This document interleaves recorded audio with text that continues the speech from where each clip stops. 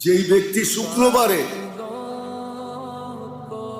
জুমার নামাজের পরে 7 বার সূরা ইখলাস, 7 বার ফালাক, 7 বার নাচ পড়বে, আগামী শুক্রবার পর্যন্ত সমস্ত বিপজ্জনক রোগ ব্যাধির থেকে নিরাপদ থাকবে।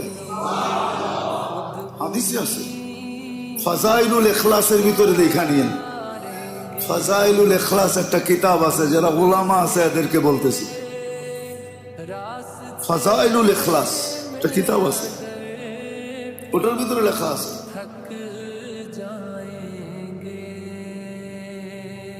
আর যদি আরো 7 বার সূরা ফাতিহা মিলায় নেয় তাহলে পুরো সপ্তাহ নিরাপদ থাকবে। তো থাকবে, পিছনে সব গুনাহ মাফ হয়ে যাবে।